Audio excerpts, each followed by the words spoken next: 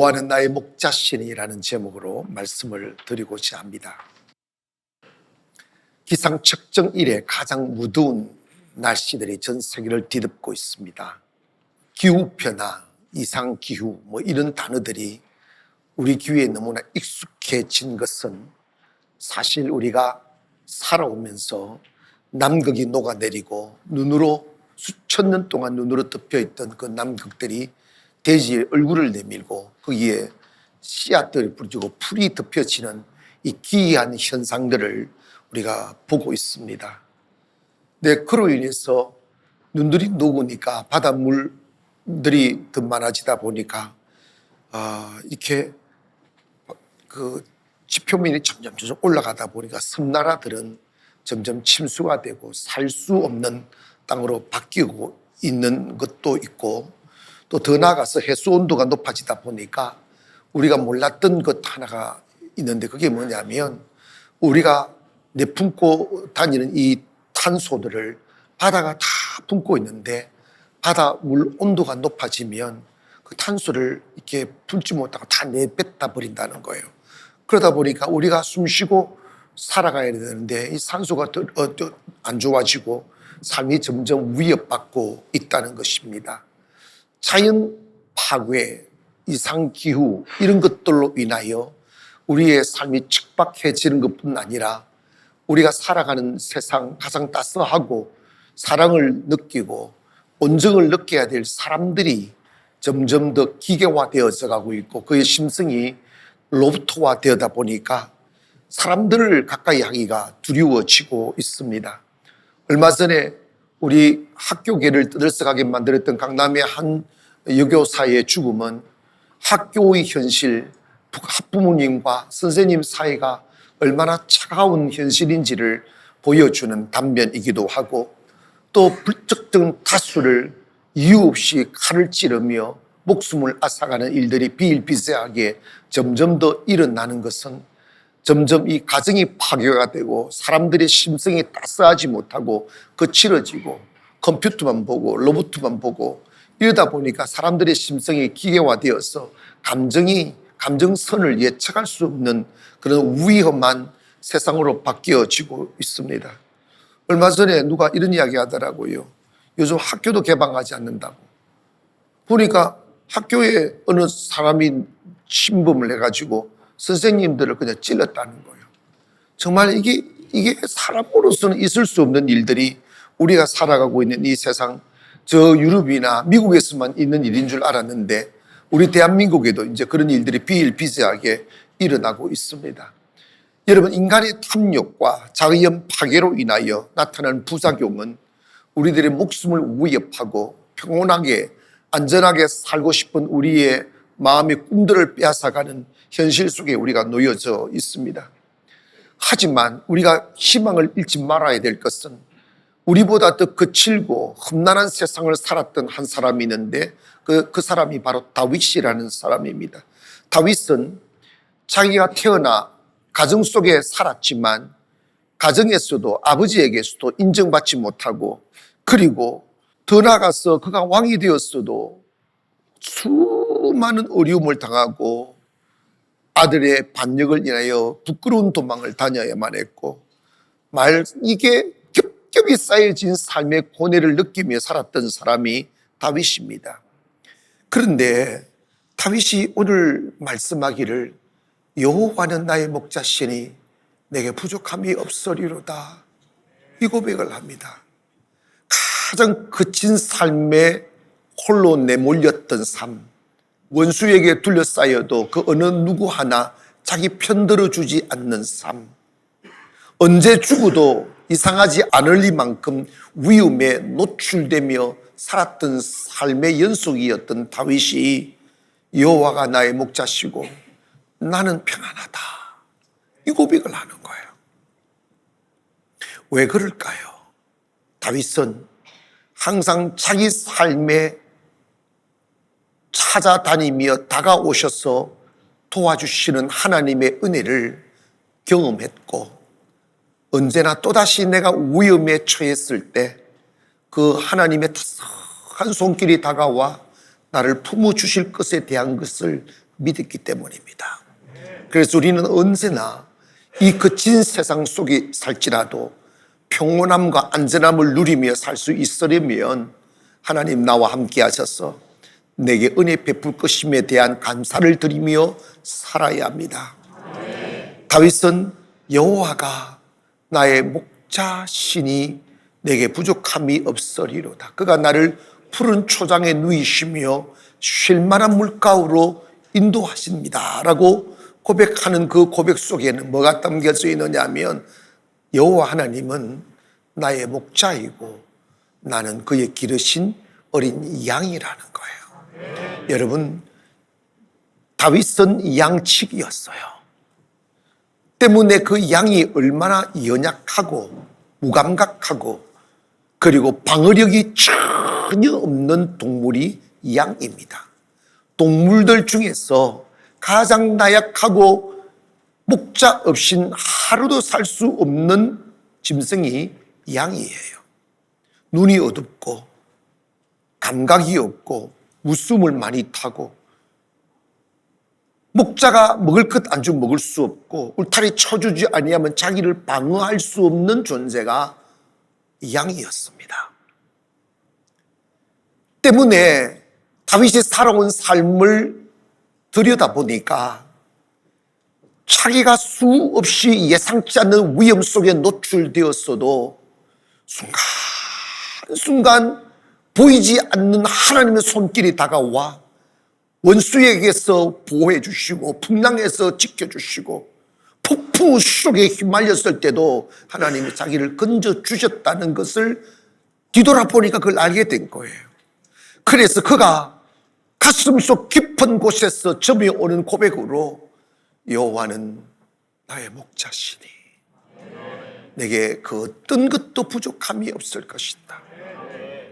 그러면서 내 영혼을 소생시키시고 자기 이름을 위하여 의의 길로 인도하시는도다 라고 고백합니다. 우리 꿈을 꾸며 세상 나가잖아요. 웃는 얼굴로 다가와 다른 사람들이 나에게 웃음 주기를 기대하잖아요. 외로운 가슴 달래기 위하여 그 사람에게 기대어 보려 하면 영혼까지 찔러는 아픔을 남기는 가시가 되어 사람들이 두려워지게 되고 현실이 너무 차갑게 되고 겹겹이 쌓여지는 벽들이 우리들로 하여금 그 꿈을 놓아버리도록 만드는 현실들이 우리에게 쌓여져 있습니다. 사람이 아무리 힘든 짐을 지고 있어도 마음이 지치지 않고 마음이 꺾이지만 않으면 이겨낼 수 있어요. 그런데 살다 보니 내 마음의 에너지가 방전되는 거죠. 사람이 좋아야 사람한테 다가가 그 따스한 온기를 느낄 텐데 사람에게 다가가기가 너무 두려운 거예요. 다윗 또한 살아온 삶을 보면 여러분 사실은 가장 따뜻한 곳, 가장 위로받을 곳이 가정인데 가정에서 외면당하면 그 존재감에 대한 의심을 갖게 되는 거죠. 다윗은 아버지도 부르지 않았고 형들도 부르지 않나 너는 미스기야 너는 양이나 쳐라 너는 그냥 됐어 이런 대우를 받은 거지. 사무엘이 왕을 탁 세우려고 이새의 집에 가보니까 큰형 엘리압을 딱 보니까 너무 잘생기고 키도 크니까 막 저 사람 왕이 될까 보다 했는데 그런 상황 속에 있을 때 하나님은 사람의 눈과 달랐어요. 사무엘상 16장 16절 보니까 그들이 오매 사무엘이 엘리압을 보고 마음 이르기를 여호와의 기름 부으실 자가 과연 주님 앞에서 있도다 하더니 여호와께서 사무엘에게 이르되 그의 용모와 키를 보지 말라. 그가 이미 그를 버려놓으니 내가 보는 것은 사람과 같지 아니하니 사람은 외모를 보거니와 나 여호와 하나님은 중심을 보신다. 형들을 보면서 엘리압을 보면서 이런 이야기를 하는 거예요. 근데 사무엘이 뭐 이제 아들 없느냐고 그랬더니 그제서야 이실직고를 하는 거예요. 사실은 들녘에서 양치기 하는 아들이 하나가 있는데 보나마나 키도 딱다리하고 그냥 양치기에 불과합니다. 그래도 데리고 오라는 거지. 데리고 딱 와보니까 하나님의 눈으로 볼 땐 16절 12절에 이에 사람을 보내어 그를 데려오매 그의 빛이 붉고 눈이 빼어나고 얼굴이 아름답더라. 그래서 그러면 다윗을 딱 보니까 얼굴이 붉었다는 거야. 이게 뭐냐면 목사님 당연히 햇빛 아래 있으니까 타가지고 붉었겠죠. 그런 붉음이 아니라 에너지가 있는 거야. 아멘. 그리고 여러분 사람이 혼이 나가버리고 정신이 나가버리고 하나님의 은혜가 떨어져 버리고 눈이 허브리해요. 형광빛 나는 허브리한 거 있잖아. 그 썩은 동태 눈 같은 그런 거. 이러 다니면 안 돼. 다윗은 딱 보니까요. 눈이 부쩍부쩍 나는 거야. 교회 오시면 달라지는 게 있어요. 눈에 힘 다 풀리고 얼굴이 버석해가지고 이렇게 살던 사람이 교회 와서 은혜 받고 주의 말씀 먹고 영혼이 회복이 되면 눈이 조시는 분 있는 거 보는 거야. 눈이 푸쩍푸쩍 빛나는 거야. 그래서 여러분 하나님이 뭐라 말씀하느냐면 그런 내 마음이 아픈 자다. 내 마음이 쏙 뜬다. 왜 다윗이 이런 말씀을 했을까요? 자기가 살아온 어제의 삶을 회상해 보니까 하나님의 은혜 없인 단 하루도 살 수 없던 그 긴 삶을 산 거예요. 그 어디선가 여호와 하나님의 따스한 품에 안겨 있음을 보게 되는 거죠. 원수에게 둘러싸여 당장 죽어도 이상하지 않을 그 현실이었는데 눈 뜨고 보니까 원수들이 사라져 버린 거지. 우리 살다 보면 꼭 넘어야 되는 산이 있는데 넘을 수 없어 주저앉은 사람 있고 건너야 될 강이 있는데 두려워 주저앉은 사람들 있습니다. 그걸 내가 꼭대기로 파서 산을 넘고 물을 퍼내서 강을 건널 수 있는 건 아니잖아요. 하나님이 도와주셔야 돼요. 여러분의 인생에 하나님의 숨겨진 손길이 다가와 주께서 우리를 안아 그 산 넘게 하시고 그 강 건너게 해주시는 은혜를 받아야지. 그 은혜로 세상을 이기는 거고 그 은혜로 꾸미는 곳으로 갈 수 있게 되는 거죠. 그래서 자신이 맞닥뜨린 흠산구전 얼굴로 다가온 세상을 살아왔었는데 어느새 그 마음에 평안이 있는 거예요. 어느새 그 마음에 여유로움이 있는 거예요. 아무것도 가진 것 없이 텅 빈 호주머니로 세상 앞에 섰는데 어느새 자기 앞에 부유가 와 있고 풍요로움이 와 있는 거예요. 제가 송도에 개척하러 왔을 때 유리벽으로 높이 솟은 건물들이 너무 차가웠어요. 밤이면 그 칸칸이 빛이 오는 전등불은 화려한 조명이 되어 마치 아름다움처럼 보이지만 그 조명빛 아래 살아가는 사람들은 외로움에 지쳐 있었고 고독에 지쳐 있다는 것을 알게 되었어요. 문을 열어달라고 하여도 문 열어주는 사람 없고 우리 함께 길을 걷자 말해도 손을 내미는 사람이 없는 차가운 도시가 송도입니다. 하나님 나로 하여금 이 송도를 이기게 하여 달라고. 조그마한 상가에서 그렇게 외롭게 창가를 내다보다가 커튼을 치고 잠들곤 했던 시간들이 있었습니다. 의지할 곳 주님밖에 없죠. 주님이 길을 내시기를 원하였고 주님이 문을 열어주시기를 기도하였습니다. 다윗도 그 심정이죠.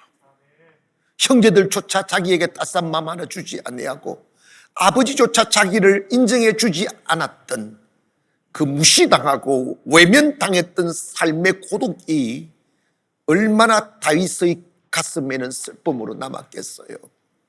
그런데 다윗은 어느새 하나님이 다가와 자기의 삶을 풍요롭게 만들어 주시고 그를 품어주시고 행복하게 만들어주시고, 그리고 어느새 그의 마음에 평안이 다가와 그 마음의 주인이 된 것을 느끼며 이 고백하는 거예요.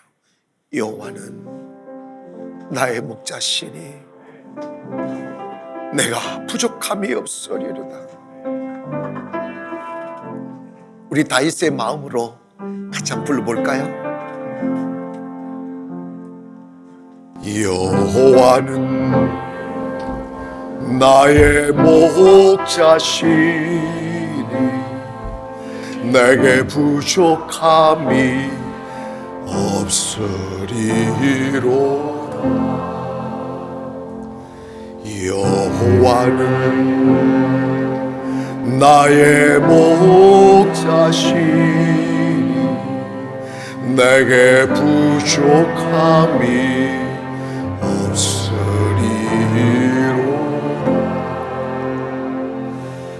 나로 하여금 푸른 초장에 눕게 하시며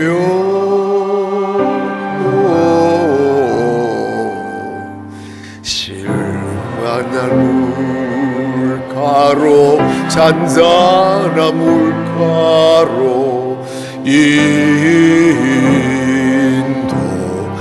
인도하시도 가슴 활짝 여시고 진실로 선함과 인자하심이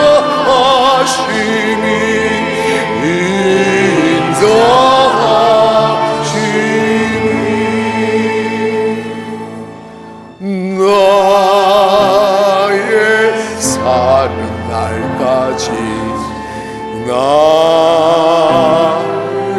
따르리. 내가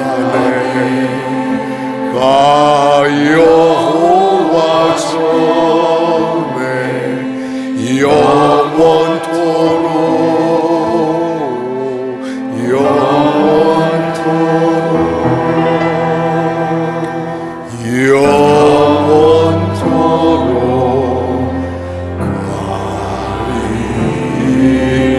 우리 성가대 여자분들 한번 해볼래요? 진실로 여호와는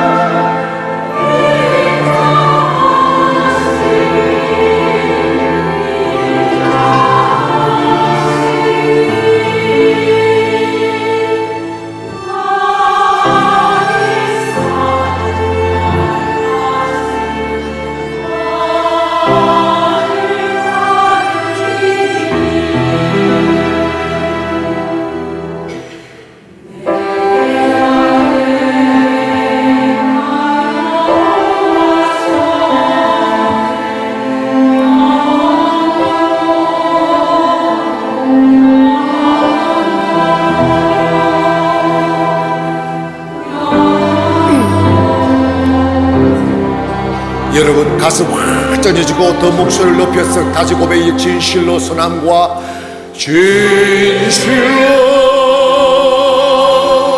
선함과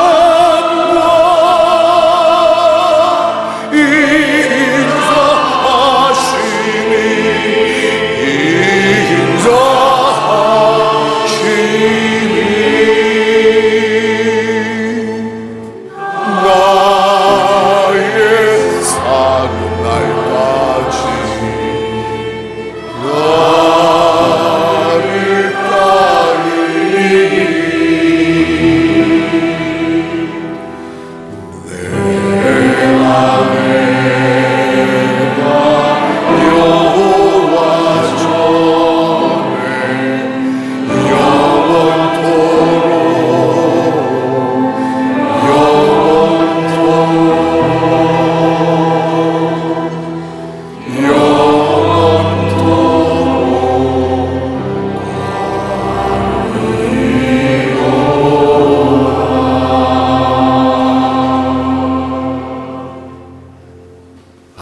박수 한번 합시다. 그 슬픈 강 건너고 그 높은 산 오른 뒤에 안전한 자리에서 평화를 노래할 때 나 어떻게 이곳까지 왔지? 곰곰이 뒤돌아 생각해 보면 나의 목자이신 주의 손이 나를 업고 나를 안고 그 길 가게 하셨다는 걸 알게 됩니다.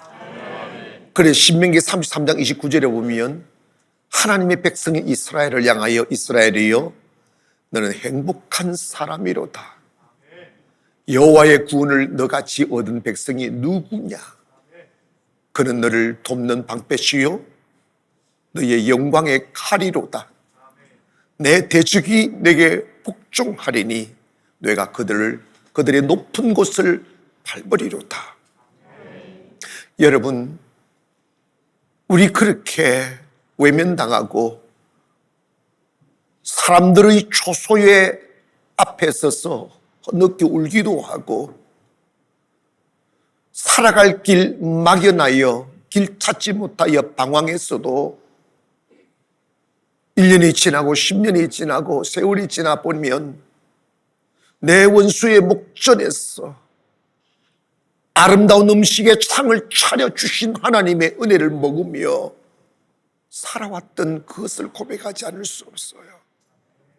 오늘 여러분 거칠고 험난한 길 걸었어도 무더위가 우리를 힘들게 할지라도 여러분 이 안에 하나님의 은혜가 있음을 믿기를 원합니다. 두 번째로 우리 기억해야 될 게 뭐냐면 내가 그 어떤 고난 중에도 하나님이 나를 도와주신다는 걸 믿기를 바랍니다. 이거 믿어야 돼요. 다윗이 살아온 삶의 그 여건이 얼마나 거칠었느냐 하면 내가 사망의 음침한 골짜기를 다녔다는 거야. 매일 죽음의 골짜기를 다녔다는 거야. 내가 사망의 음침한 골짜기를 다닐지라도 내가 해롭을 받을 것을 두려워하지 않는다는 거예요. 왜? 주께서 나와 함께 하신다는 거지. 하면서 주의 지팡이와 막대기가 나를 안위해 주신다. 목자는 항상 지팡이를 가지고 다니잖아요. 내 지팡이를 보면 이게 꼬부장한 손잡이가 있습니다. 양들이 목줄을 묶어두고, 근데 양들이 이 멍청해 가지고 말 잘 들을 때도 있는데 대책 없이 지 맘대로 갈 때가 있다는 거예요. 그러면 양들은 가다 골짜기 빠지기도 하고 낭떠러지 빠지게 되면 양이 거기서 빠져나오려고 몸부림쳐도 못 빠져나오니까 덜덜덜덜덜 떨고 막 위에는 막 하이에나들이 왔다 갔다 하면 막 그냥 죽는 거지. 그때 목자는 그 지팡이로 들짐승 쫓아내고 목줄에 지팡이로 거꾸로 잡아 탁 걸어가지고 싹 걸어 올리는 거지. 주의 지팡이가 막대기가 나를 여러분 지팡이 막대기는 여러분 있잖아 이렇게 빠진데 나를 건져주기도 하지만 한 번에 차싹 때리기도 해. 그냥 쉽게 말이야. 그냥 하나님 여러분 좀 맞은 기억들이 다 있잖아. 이렇게 얼굴 보니까 맞은 기억들이 있네 보니까. 근데 여러분 이게 하나님의 안위, comfort to me 하는 나를 위로하시고 나를 안전한 곳으로 데려가기 위하여. 여러분 있잖아. 그런 거 있어. 맞아요 사람들. 여러분 요즘 학교 부작용이 뭐예요? 인권조례 만들어가지고 선생님들이 아이들한테 큰 소리 하면 못 치고 하니까 아이들이 선생님한테 큰 소리 치잖아. 여러분 그 자득이야 그거. 왜 쓸데없는 법을 만들어? 적당하게 훈계를 해야지. 아멘. 아이고 주여 모르네. 교회도요 목사님이 내가 그랬어요. 아무 착한 목사님 밑에서 신앙생활하면 절대로 성령 못 받는다.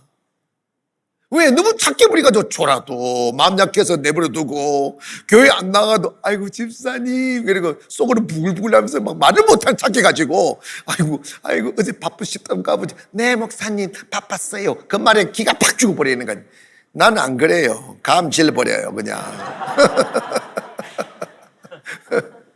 여러분 절대 착한 목사님 만나지 마세요. 저 같은 사람 만나야 돼요. 근데 저 참 착하긴 해요. 근데 이게 목자가 이게 끌어주기도 하고 때리기도 하고 엉덩이 짝짝 때리면 안돼 하면서 딱 돌아오거든요. 돌아오고 여러분 그렇잖아. 하나님 앞에 얼마나 매 맞고 이 자리에 있겠어. 그리고 보세요. 내가 사망의 음침한 골짜기, 숨이 막히고 두렵고 그런데 세상이 무서운 거예요. 사람들이 막 두려운 거예요.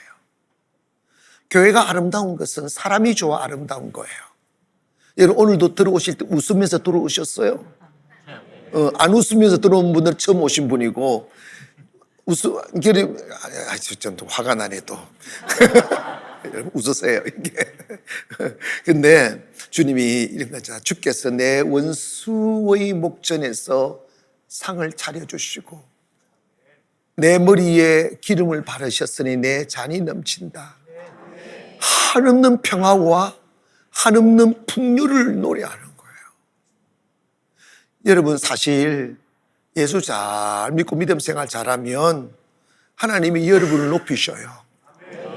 구약에서 기름을 바르는 분류의 사람은 세 가지 신분입니다. 왕에게 기름 바르고 선지자에게 기름 바르고 제사장에게 기름 부어요. 특별한 사람한테 기름을 부어주는 거예요. 여러분 예수님 믿으면 주님이 축복의 기름을 부어주는 거예요. 내 잔이 넘친다. 여러분 있잖아. 딸랑딸랑한 축복 받지 마시고 퍼내도 또 나고 퍼내도 또 나고 퍼내도 또 나는 은혜를 받아야 돼요.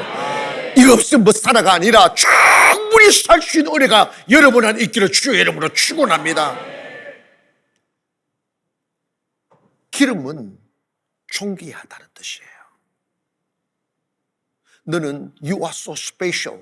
너 특별해. 넌 다른 이와 같지 않아. 넌 것을 표시하기 위하여 기름을 발라주는 거예요. 우리는 내 자신이 너무나 미약하고 내 자신의 마음조차 지킬 수 없어 방황하고 허우적거리지만 주님은 이 자리에 앉아 계신 여러분에게 내 눈에는 내가 보배롭고 존귀하다고 말씀하셨어요. 부모에게 자식 귀하지 않는 사람 누가 있어요? 부모에게 자식은 존귀한 거예요. 내가 십자가의 고통으로 내가 너를 낳았다는 거예요. 너는 결코 아무나가 아니라는 거예요. 내가 너를 존귀하게 여긴다. 그러므로 너는 그 진 세상에 홀로 파도를 이겨내며 살도록 내버려 두지 않겠다는 거지. 내가 너의 목자가 되어 너 가는 곳에 함께 갈 것이고 내가 너의 울타리가 되어 너 잠잘 때 내가 너를 보호해 주실 거라는 거예요. 그리고 너 피 흘리지 말라. 두려워하지 마라. 내가 너에게 기름진 상을 차려줄 거야. 그래서 세상 사람들이 볼 때 너는 특별하다고 말하게 만들 거야. 여러분 하나님은 여러분 한 분을 내 눈에는 네가 존귀하다. 내가 결코 너를 그 진전력에 홀로 내버려 두지 않을게. 네가 느끼는 고독, 네가 느끼는 두려움, 네가 느끼는 슬픔들은 보호막이 없어서가 아니라 네 혼자 착각하는 거야. 너 어두운 눈으로는 나를 볼 수는 없지만 단 하루도 나는 너를 잊어본 적이 없다. 네가 가는 곳에 I will keep one eyes on you 딱 하는 거예요. Keep one eyes on you. 내가 눈을 떼지 않겠다는 거예요. 딱 보고 있는 거예요. 내가에 떨어질랑 싶으면 주님이 콕 끄집 올려놓고 원수의 손에 딱 죽을랑 하면 딴에 딱 막아주시고 진짜 그런 일이 한두 번이냐 이 말이에요. 그러므로 여러분 오늘 하나님 앞에선 우리가 존귀한 존재임을 알아서 하나님이 나를 지켜주실 것을 믿기를 원합니다. 한 번은 다윗이 사울에게 쫓겨다니며 이스라엘 산에 다 민둥산이잖아요. 밑에서 군사들이 쫙 치고 올라오는데 자기 몸을 숨길 곳이 없는 거예요. 그래가지고 아둘람 굴이라는 곳에 굴속 깊은 곳에 숨어들었어요. 추적하다가 그들도 더우니까 굴이 있으니 굴 안으로 온 군사들이 싹 들어오는 거예요. 그 도관에 갇힌 쥐지. 얼마나 두려웠겠어요. 그런데 하나님께서 수천 년 전에도 포로를 만드셨더구만. 전부 다 프로포폴을 갖다가 다 놔버렸는가 봐. 다 잠들어 죽어버렸어. 그러니까 다윗이 유유히 거리에 나오잖아요. 그래서 사울을 건드려보고 말이야. 그 옷자락 설 잘라보고. 세상에 군대가 움직이는데 초병이 자면 그 끝나는 거거든요. 그 초병까지 다 잠재웠어요. 하나님의 프로포폴은요, 부작용이 없어요. 그래, 다윗이 이게 뭔가 싶은 거지. 이 수천 되는 군사들 한꺼번에 다 잠재워 나 한 사람을 살리기 위하여 하나님이 그렇게 하셨다는 사실을 기억하니까 가슴이 쫙하는 거지. 살고 보면 나 한 사람을 위하여 하나님은 세상을 움직였다는 걸 알게 됩니다. 바보 같은 인간들은 그 사실을 모른다니까. 내가 잘나서 지금 여기 있는 것처럼, 내가 위대해서 지금 이렇게 편안한 잠을 자고 있는 것처럼 착각한다니까. 우리가 뿌려놓은 쥐약의 씨앗들이 얼마나 많은데, 그런데 하나님 그 독초들을 다 제거하시고 쉴만한 물가, 잠자는 물가, 쉴만한 잔디 안에서 힘을 얻게 해주신 것은 하나님이 우리를 도와주셨기 때문입니다. 오늘 저와 여러분 이 자리에 함께 예배함도 하나님이 함께 해주셨기 때문임을 믿기를 원합니다. 주님이 나를 도와주셨어요. 그 언제가 아무도 없는 그 외로운 자리에서 죽음을 기다리며 숨을 죽이며 있는 그 자리에 섰던 나를 살리셔서 지금 춤추게 만들었잖아.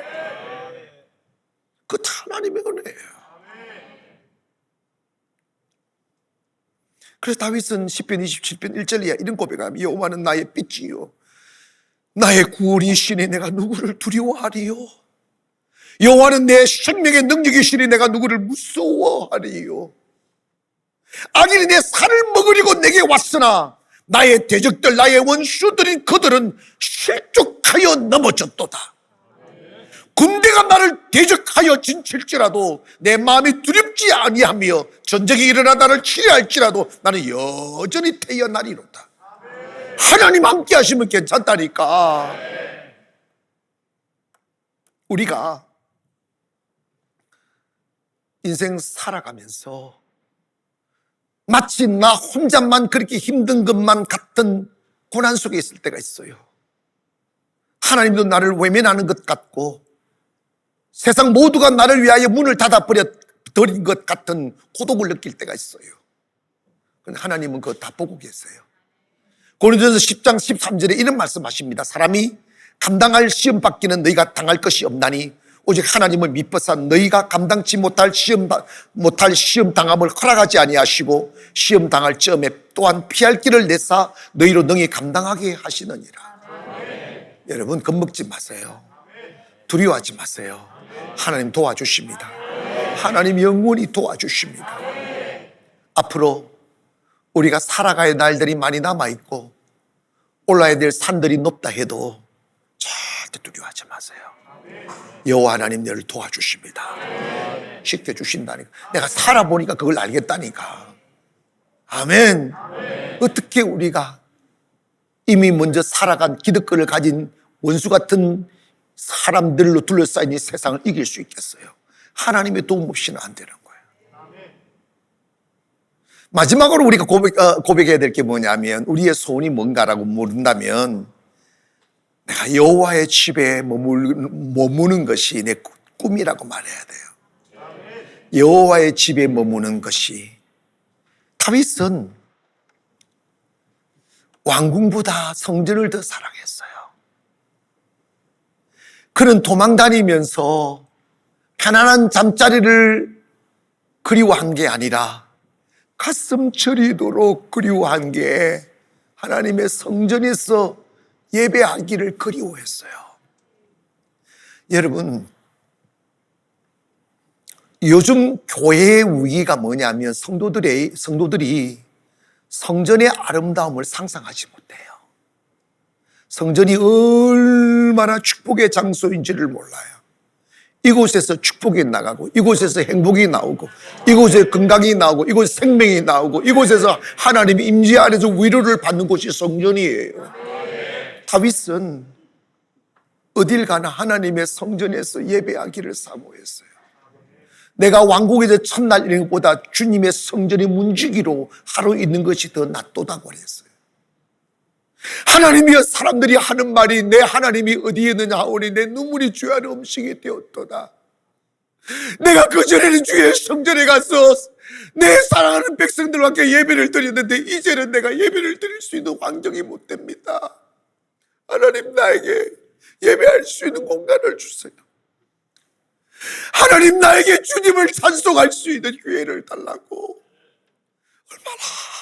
얼마나 애달프게 노래했는지 몰라요. 그도 연약하니까 바세바의 아내 우리아를 취한 뒤에 나단의 책망을 받고 그가 위기를 느꼈을 때 다윗이 이런 고백, 하나님, 내 다 가져가도 괜찮습니다. 그러나 하나님, 내게서 주께서 나를 멀리하지 마시고 주의 성령을 내게서 거두지 말아주세요. 다윗의 가슴에는 하나님과 하나님의 성전을 사모하는 마음으로 가득 차 있었어요. 여러분, 하나님의 성전을 아름답게 만들고 하나님의 성령이 그 자리에 머물게 하세게 하기 위해서는 누군가의 많은 희생과 눈물이 필요합니다. 청소하고 애쓰고 헌신하고. 그리고 여러분, 요즘 대한민국 교회가 일주일에 한 번만 예배드리는 교회들이 늘어난다는 거예요. 그거 다 문 닫는 교회들이에요. 여러분, 우리 있지 않습니까? 성전은 예배하는 곳이에요. 예배하면 살아납니다. 예배하면 회복됩니다. 예배하면 하나님의 은혜가 넘치게 되어 있어요. 초대교회를 보면, 교회가 초대교회 시작이었다면 사도행전 2장 42절 보니 그들이 사도의 가르침을 받아 서로 교제하고 떡을 떼며 오로지 기도를 힘쓰니라. 날마다 마음을 같이하여 성전에 모이기를 힘쓰고. 뭐라고? 날마다 마음을 같이하여 성전에 모이기를 힘썼다잖아. 우리 교회가 매일 예배 드리는 것으로 소문이 나 있는데 처음에는 사람들이 이상하다 하더라고. 아니, 우리는도 예배가 있냐고. 그 이상한 교회 아니냐고. 여러분, 예배 안 드리면 이상 안 하고 예배 드리면 이상합니까? 내가 목회해 보니까요, 매일 예배 나오는 사람들은 척척척척 자라나. 여러분, 이빨도 빠져봐봐. 할머니 할아버지 같이 보여. 예배로 여러분 인생을 세우기를 원합니다.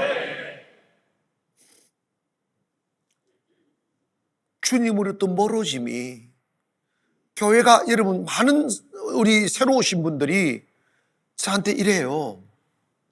목사님, 이 교회는 좀 이상하다고. 그래서 마음이 철렁한 거예요. 잘못된 이상인가 싶어가지고.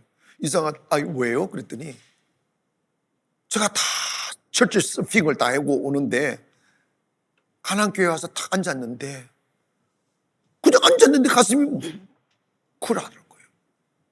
나도 모르게 눈에서 눈물이 쭉 빠지더라는 거예요. 이게 뭔지를 모르겠대요. 뭔지를 뭘 몰라. 그분이 성령님이지. 주님의 성령이 여기에 머물러 있도록 우리 기도해야 돼요.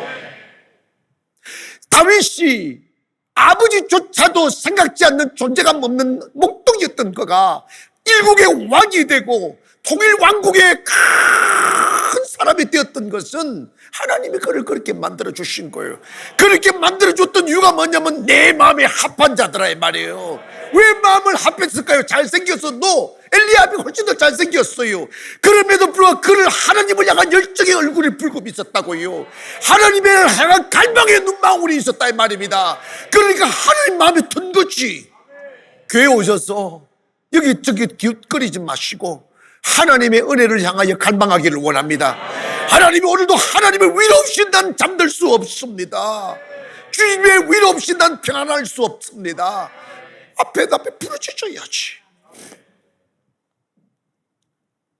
여러분의 삶을 하나님 없는 곳, 물 없는 곳에 웅두기를 하는 어리석은 자 되지 말고 하나님 없는 곳에서 열매를 구하지 마십시오. 요한복음 15장 4절 이하에 보면 내 안에 거하라 나도 너희 안에 거하리라. 가지가 포도나무에 붙어있지 않으면 스스로 열매를 맺을 수 없음 같이 너희도 내 안에 있지 않으면 그리하리라. 나는 포도나무요 너희가 가시라. 그가 내 안에 내가 그 안에 거하면 사람이 열매를 많이 맺나니 나를 떠나서는 너희가 아무것도 할 수 없다.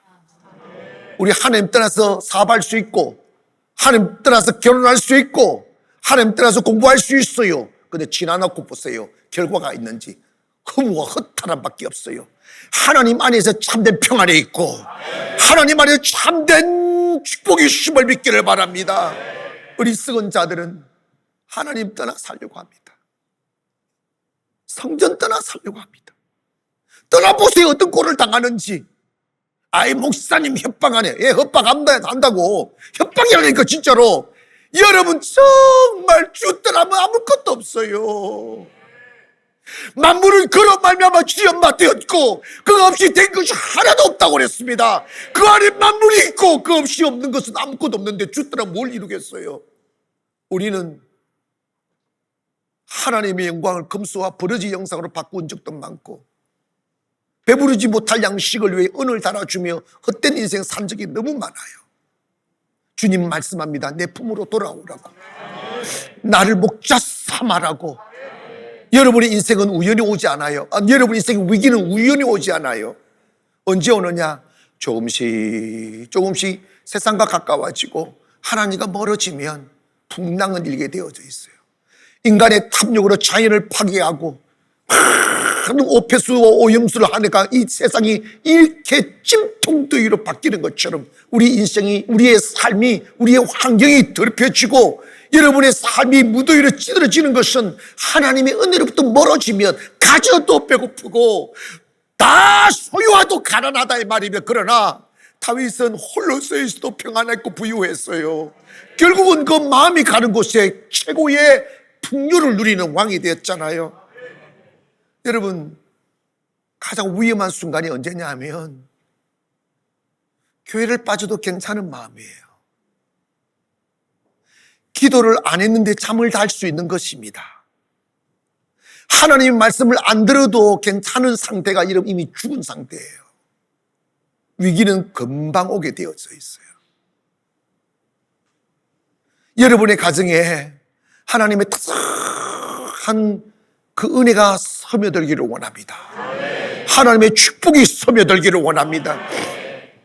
그러려면 사탄에 의하여 세상과 가까워지고 하나님과 멀어지고 싶은 마음을 조심해야 돼요. 여러분의 몸부림은 어떻게 하면 하나님께로 가까이 다가갈까? 어떻게 하면 하나님의 품 안에 안겨 잠들 수 있을까를 고민해야 돼요. 가장 조심해야 될 게 뭐냐? 바쁘다고 예배 빠지고, 바쁘다고 기도 생활 안 하고, 내 재주와 내 노력으로 세상을 얻으려고 하는 것이고는 물 없는 곳에서 땅을 파는, 우물을 파는 것과 똑같은 것이니, 다시 다윗이 그랬던 것처럼 내 인생의 최고의 위기는 하나님으로부터 멀어지는 것으로부터 온다는 것을 깨달았어요. 그래서 다윗은 항상 하나님 가까이로 다가간 거예요. 찬양 중에 이런 찬양이 있어요. 주님 곁으로 날 이끌소서. 내 모든 것 다 드리니 주 음성 듣기 원하네. 주님 곁으로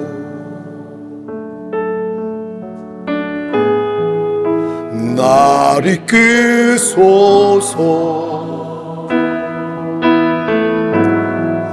내 모든 것 다 드리며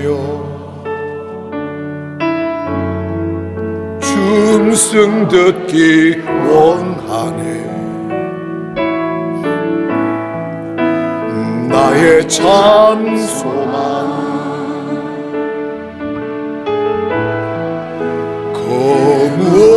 무엇과도 바꿀 수 없는 주 사랑, 그 품 안에 나 안기요. 주님의 길로 인도하소. 가슴 열고 크게 고백합니다. 주님만이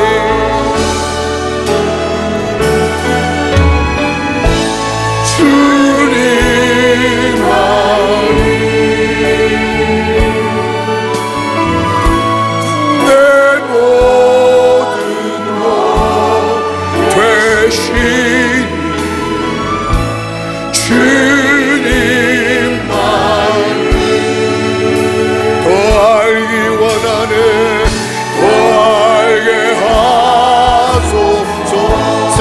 이제 주님 곁으로 생각해 보세요. 주님 곁으로.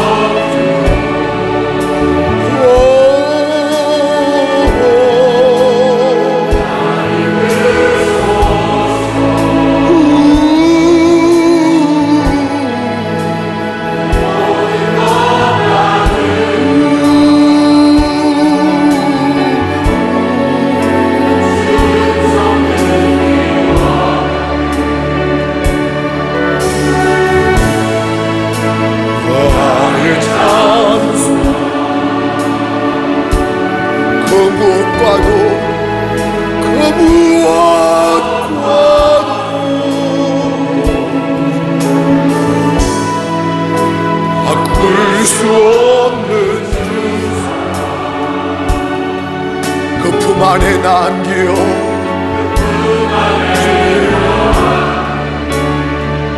주님의 길로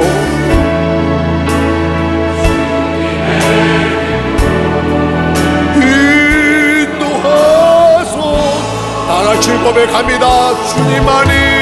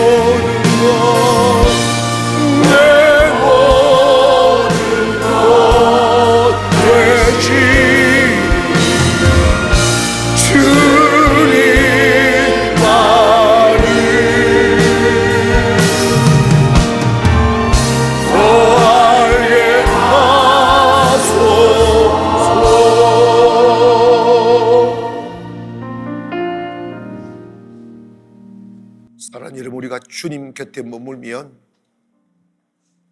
세계 어디에 가 있어도 우리는 안전합니다. 광야에서도 폭풍의 중심에 휘몰려도 주님 안에 있으면 안전합니다.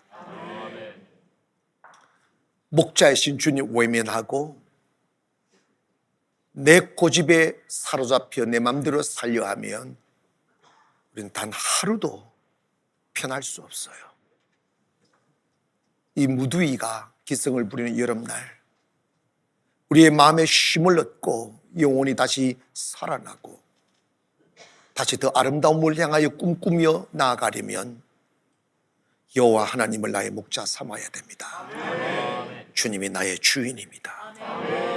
주님은 나의 목자입니다.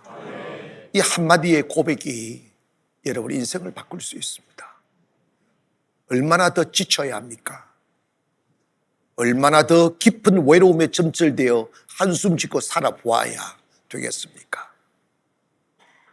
지혜는 돌아가는 것입니다. 주님, 내가 주님 손잡겠습니다. 주님을 나의 목자 삼겠습니다. 이 한마디의 고백이 여러분을 꿈꾸는 곳으로 데리고 갈 줄 믿습니다. 기도하겠습니다. 거룩하신 아버지 하나님,